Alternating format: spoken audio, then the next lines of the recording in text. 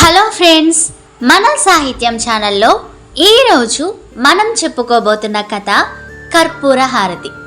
కథ రాసిన వారు ఆర్సి కృష్ణస్వామిరాజు, చదువుతున్నవారు బివి సుకన్య.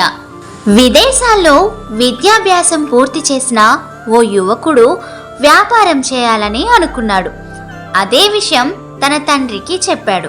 వ్యాపారం ప్రారంభించే ముందు కొన్ని రోజుల పాటు గుడికి వెళ్ళి దేవునికి టెంకాయ కొట్టి కర్పూర హారతి ఇచ్చి రమ్మన్నాడు తండ్రి.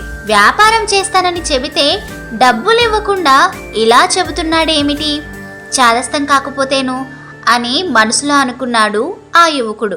ఎంతైనా తండ్రి కదా, ఆయన మాటలు ఎందుకు కాదనాలి అని భావించిన యువకుడు క్రమం తప్పకుండా సాంప్రదాయ దుస్తుల్లో గుడికి వెళ్ళేవాడు. టెంకాయ కొట్టి కర్పూర హారతి ఇచ్చేవాడు. అతడు రోజు గుడికి వచ్చి వెళ్ళడం గమనించిన పూజారి ఒకరోజు మొక్కు ఏమైనా ఉందా అని అడిగాడు. అలాంటిదేమీ లేదని తండ్రి చెప్పడంతో నేను ఇలా చేస్తున్నానని బదులిచ్చాడు ఆ యువకుడు.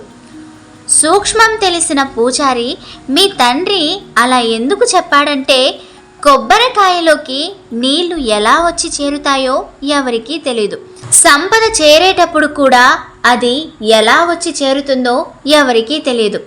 ఆ విషయం తెలియజెప్పడానికి నిన్ను రోజు కొబ్బరికాయ కొట్టమంటున్నాడు అని చెప్పాడు. మరి కర్పూరం ఎందుకు వెలిగించమన్నాడు అని ఆసక్తిగా గుడి పూజారిని అడిగాడు ఆ యువకుడు. సంపద తరిగిపోయేటప్పుడు ఎవరికీ చెప్పా పట్టకుండా హారతి కర్పూరంలాగా కరిగిపోతుందని చెప్పడానికి ప్రతీక. వ్యాపారం చేయడం గొప్ప కాదు, వ్యాపారాన్ని ధర్మబద్ధంగా న్యాయబద్ధంగా చేయడం గొప్ప.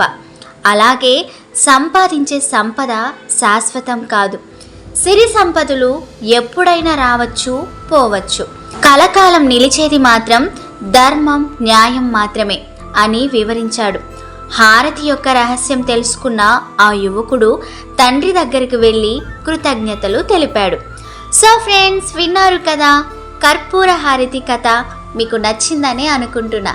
మరొకసారి మర్చిపోయి ఉంటే మన సాహిత్యం ఛానల్ని సబ్స్క్రైబ్ చేసుకొని మీ సొంత కథలని యూట్యూబ్కి తెలియచేయాలి అనుకుంటే 9573456006కి SMS చేయండి.